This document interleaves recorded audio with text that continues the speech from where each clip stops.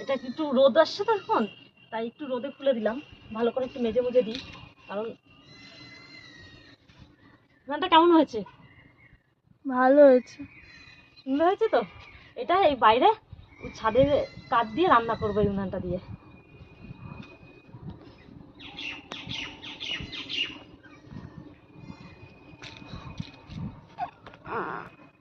মা, তুমি তো উনান বানা না, তা কি করবা উনান বানিয়ে? আরে দেখ না কি করি, কালকে বাজার থেকে একটা তাল নিয়ে আসছি, ঠিক আছে? এই দেখ, বাজার থেকে একটা তাল নিয়ে আসি, কত বড় কি সুন্দর তালটা। তো এই তালটা গোলাবো, গুলিয়ে এই উনুনে উদ্বোধন করবো উনুনটাকে এই তালটা দিয়ে। কারণ নতুন উনুন আর এবছরে নতুন তাল, এই তালটা দিয়ে রেসিপি বানানো হবে আর এই উনুনটাতেই করা হবে, ঠিক আছে?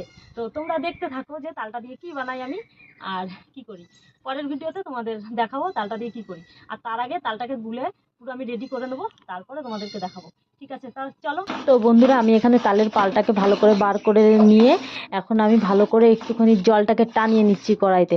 এই জলটা টেনে একদম শুকিয়ে আসবে, তারপর এইটা দিয়ে আমি মালপোয়া বানাবো।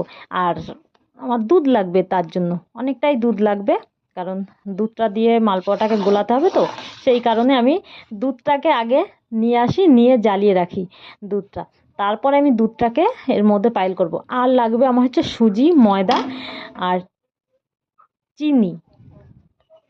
এখন আমি এখানে ভালো করে এর মধ্যে চিনি দিয়ে এই তালের পালটাকে যে টানিয়ে রেখেছিলাম, এই টানানো তালটার মধ্যে চিনি দেবো। চিনি দিয়ে ভালো করে চিনিটা পাইল করে নেবো, কারণ চিনিটা গলেও যাবে আর তালটার মধ্যে চিনিটা ঢুকে গেলে পরে এই তালের তিতো ভাবটা কেটে যাবে।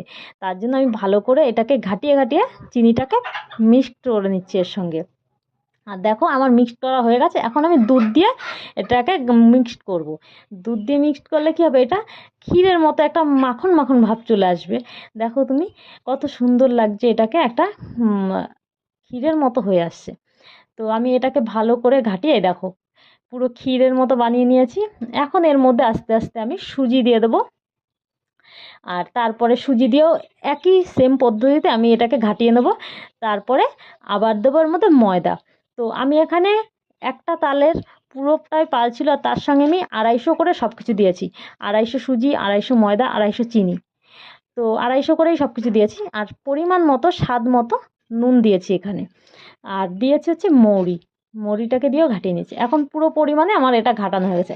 এইটা দিয়ে তোমরা যদি মনে করো যে এর মধ্যে কাজু কিশমিশ বাদাম দিয়ে তোমরা কেক বানাতে পারো, কেকও বানাতে পারো, কেকও খুব সুন্দর হবে।